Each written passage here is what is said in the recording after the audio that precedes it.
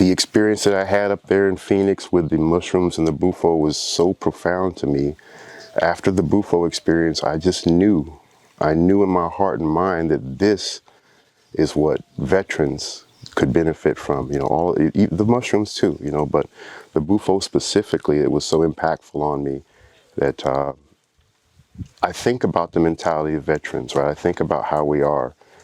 And I can't speak for all of them, but I'll say the majority of them.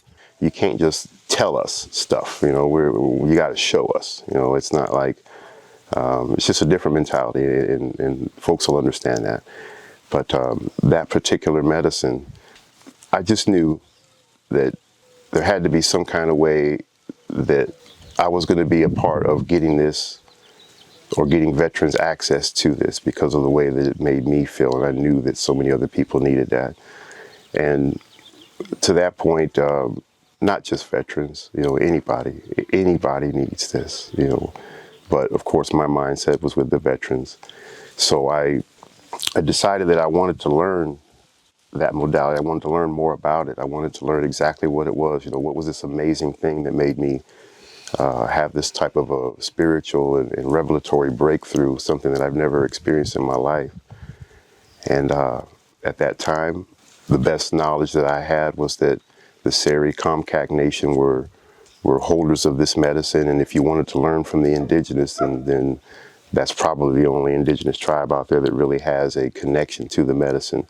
I wanted to come and I wanted to do more work on myself, number one. I wanted to go deeper with this medicine and see, how much I could get out of it, and what else was there for me to learn and observe.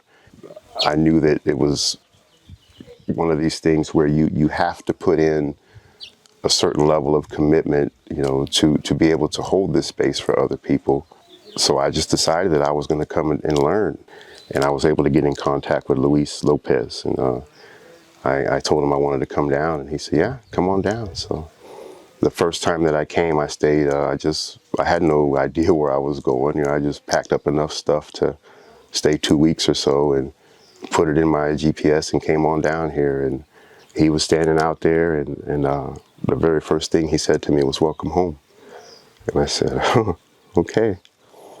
And I stayed with him. I ended up staying about a week and a half the first time, and we did copious amounts of medicine and just talked through my whole existence. I mean, we just, it was beautiful.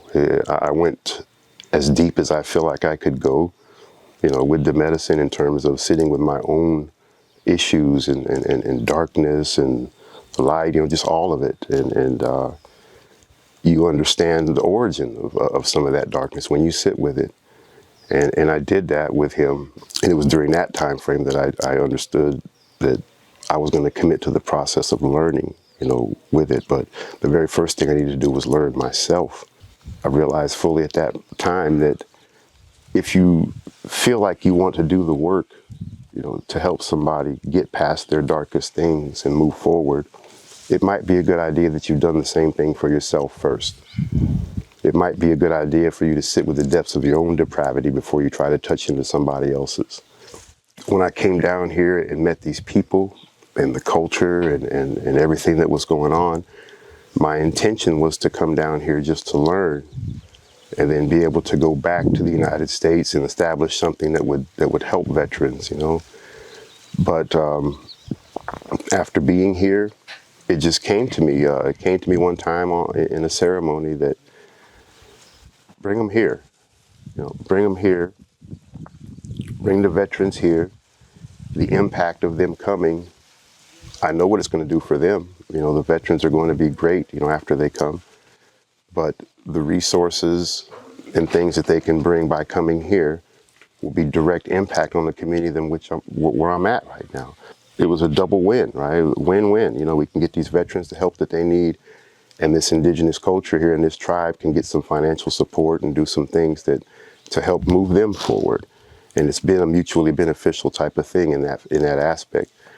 The other point to that was that I realized if I went back home, to do this, that I would be under the scrutiny of law enforcement and a bunch of bullshit when we're trying to help people.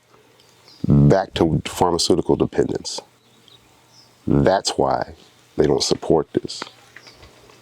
Why is it illegal to help people?